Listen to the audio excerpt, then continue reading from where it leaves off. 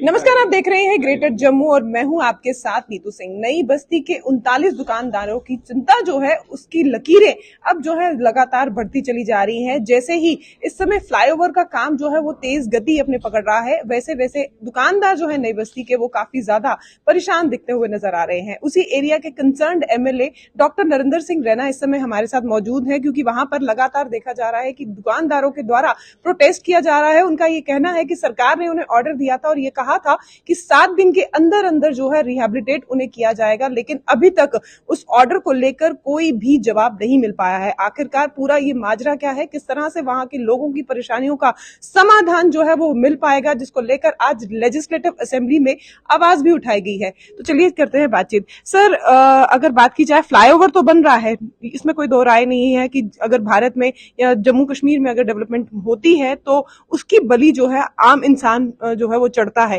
इस समय नई बस्ती के जो लोग हैं वो भी खासा परेशान नजर आ रहे हैं। आपका इस पर किस तरह से नजरिया है? क्या उनकी परेशानियों में किस तरह से आप समाधान जो है वो ढूंढ पाएंगे? ऐसा कि डेवलपमेंट के साथ लोगों को रिहेबिलिटेट भी करना चाहिए, जो अफेक्टेड लोग हैं।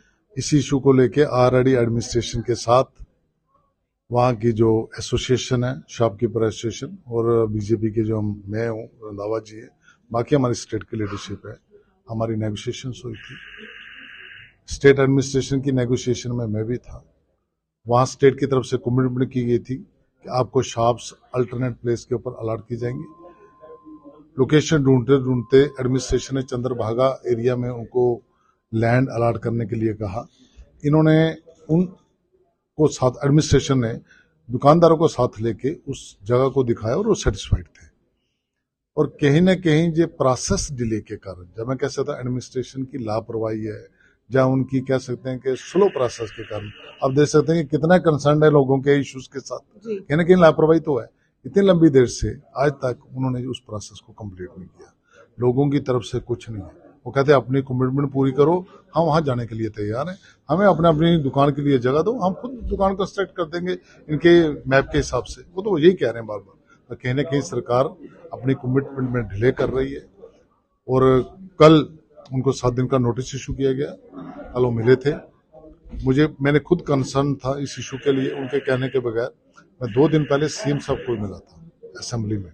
इसी इशू पे मिला था कि सरकार की कमिटमेंट है, आने वाले टाइम में वहां कंस्ट्रक्शन शुरू होगी, आप उस प्रोसेस को स्पीड अप करो। उन्होंने कहा था हम करेंगे, अपनी कमिटमेंट को पूरा करेंगे। पर डिले के कारण आज यहाँ तक नौबत आ चुकी है, उन लोगों को दोबारा सड़कों पर आना पड़ा है। और इशू को हमने यहाँ असेंबली में रेज किया है। हम लोगों के साथ हैं, सरकार को रियलाइज करा रहे थे आपकी कमिटमेंट है, इसको पूरी करो।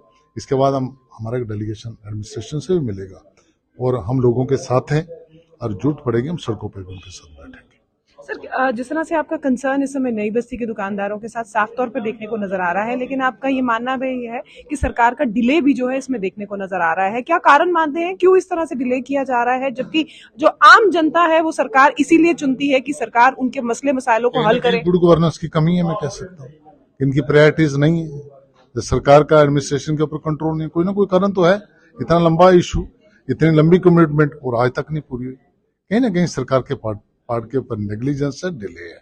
इस प्रोसेस को मैं ये रिक्वेस्ट करूंगा एडमिनिस्ट्रेशन को, इसको स्पीड अप करके इशू को जल्दी से जल्दी सॉल्व करें। आज लोग वहां पर धरना कर रहे हैं, धरना प्रदर्शन कर रहे हैं, अपनी डिमांड की बात कर रहे हैं।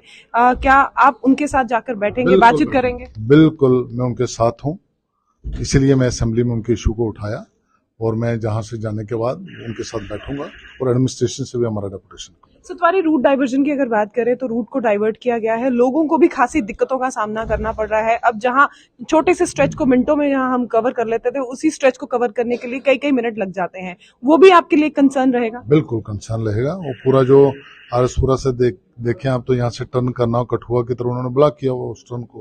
वो भी करेंगे, ऐसी कोशिश करेंगे कि वही उनकी कंस्ट्रक्शन में कहीं प्रॉब्लम हो और लोगों को भी नहीं प्रॉब्लम हो। इस इशू के ऊपर भी हम कोशिश करेंगे को अल्टरनेट निकालने की। मुझे लगता है कि जो एसबीआई का बैंक है, पीछे से एक गली आती है, वहां से भी अल्टरनेट कर सकते हैं। आप बड़ी बसेस को वहां से भेज सकते हो, छोटी जो प्राइवेट गाड़ियां उनको यहाँ से भेज सकते हैं। क्योंकि जो वहां से एम्प्लॉय आ रहा है गाड़ी घाट से, उस एरिया से, उसने गांधीनगर जाना, वहां कहाँ से जाएगा, उसको कितना लंबा चक्कर लगाना पड़ रहा है। कंसर्न तो है जरूर। इसके बाद जाकर एडमिनिस्ट्रेशन बात करके कुछ सोल्यूशन निकालने की कोशिश करें।